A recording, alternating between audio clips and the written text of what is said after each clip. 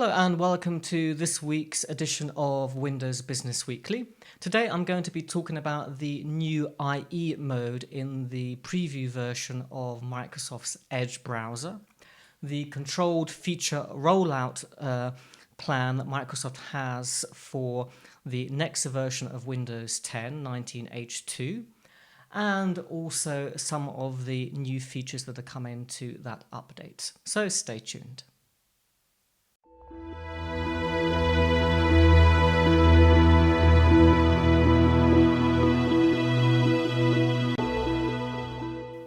So let's start with the preview version of Microsoft Edge. So if you're not aware, Microsoft is working on a new version of the Edge browser.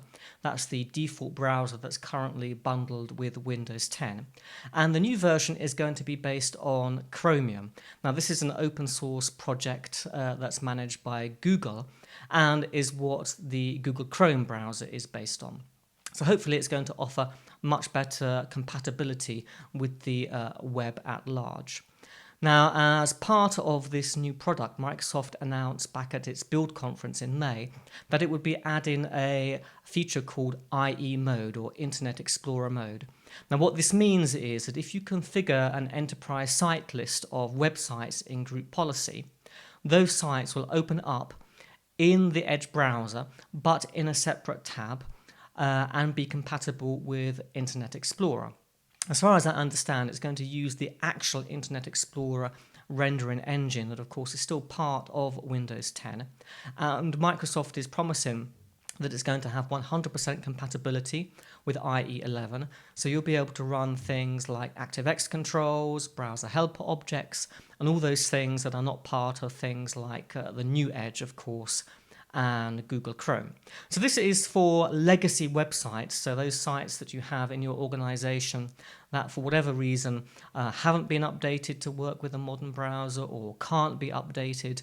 And the idea is that the IT department will be able to manage one browser, that users will be able to use one browser for everything. So they won't need to switch to using legacy Internet Explorer in order to use intranet sites that just for whatever reason are not compatible with Edge.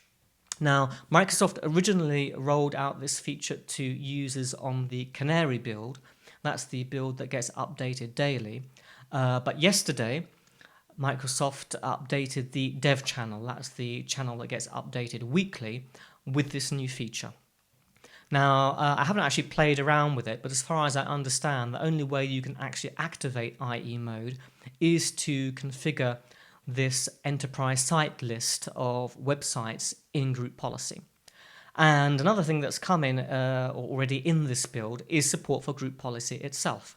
Because obviously, if you're a business and you want to manage the browser, and if you want to make use of IE mode in the new Edge, you will need to be able to configure the browser using group policy.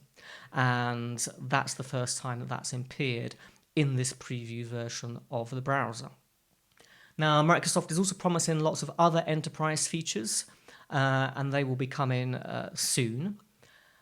Something that's connected to both the new version of Microsoft Edge and the new version of Windows that is due this fall, so that's the 19H2 version, is that Microsoft is going to start using something what they call a controlled feature rollout.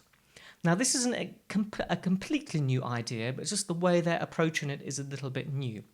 So with the new version of Edge, Microsoft is saying that we're going to include new features in upcoming builds of the browser for insiders, but we're not necessarily going to enable them for everybody.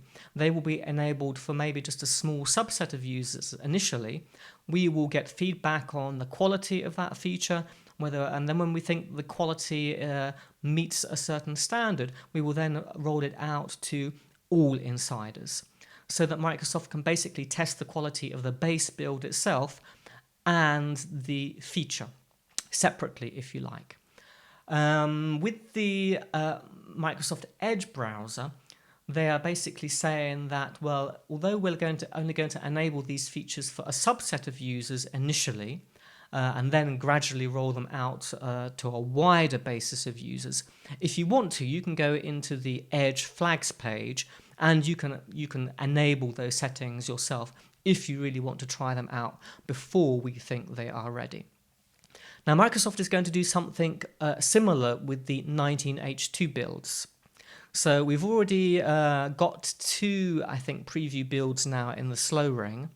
And the first build that they released contained all of the new features that they want to add, at least at this stage, but they were all disabled by default. Now, unlike Edge, Microsoft weren't saying that, well, okay, you can enable them if you want. So it's slightly different with 19H2. At least at this stage, they're not saying that there's any way to enable them.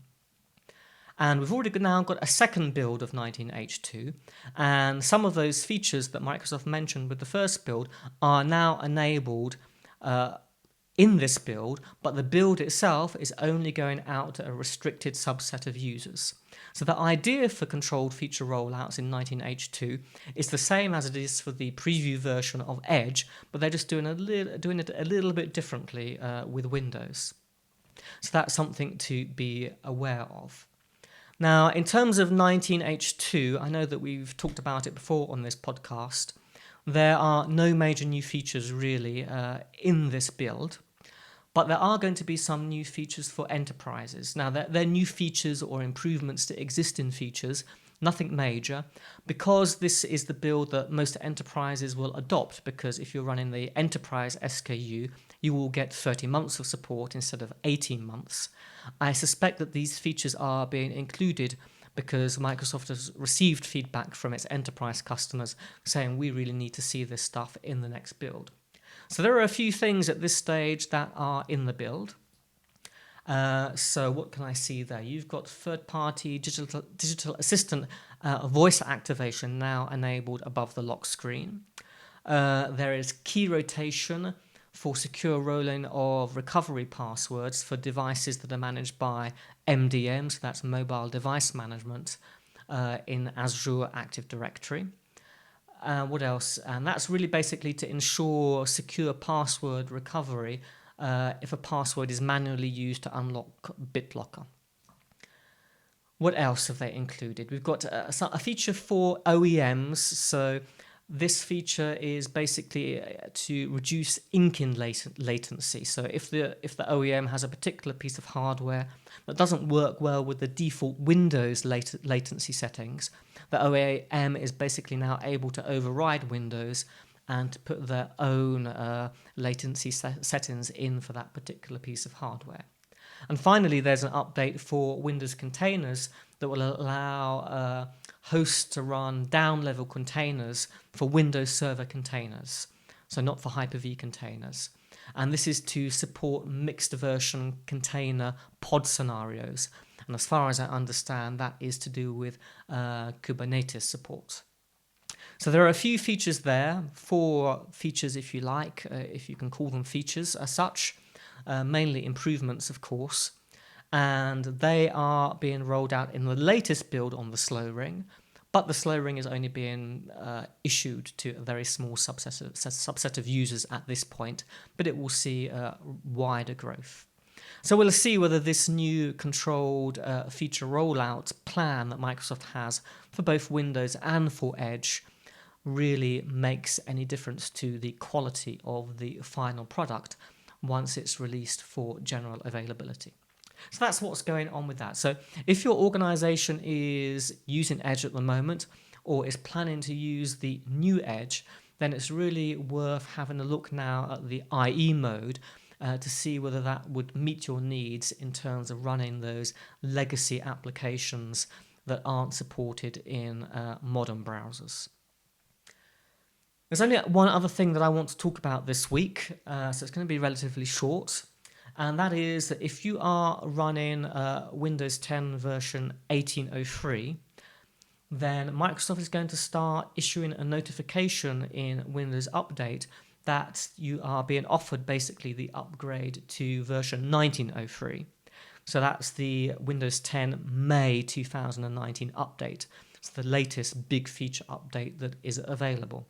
Now, this only applies, of course, if you're using Windows Update. It doesn't apply to organizations that are managing things through some other system like System Center Configuration Manager or something like that. This is for Home SKU, for the Pro SKU. If your updates are not being managed by an organization, then you are going to get a notification in Windows Update. You will only see this if you open the Settings app. If you press search for updates or check for updates, then you are called a seeker in this context. So you will be offered the update. It will show that it's downloading, and you will have the opportunity to install it. If you don't touch anything inside Windows Update, you will see the notification, but nothing will actually happen. You're not going to be forced at this point to upgrade. Of course, if you don't upgrade, so version 18.03 reaches end of support for you in, I guess, around November. If you don't upgrade to a supported version of Windows, you will, of course, stop receiving quality updates. So Microsoft is issuing this notification in the hope that it will prompt users to start the upgrade process. So there's not a mad rush in November to get upgraded, or there are lots of users who are left on an unsupported version of Windows that doesn't receive quality updates. So that's what that is all about. It's nothing that you really need to worry about. Nothing is being forced upon you at this stage, but it's something that you will see in Windows Update, and you can choose to ignore it at the moment if you want. Okay, so that's everything for this week. Join me next week for another episode of Windows Business Weekly.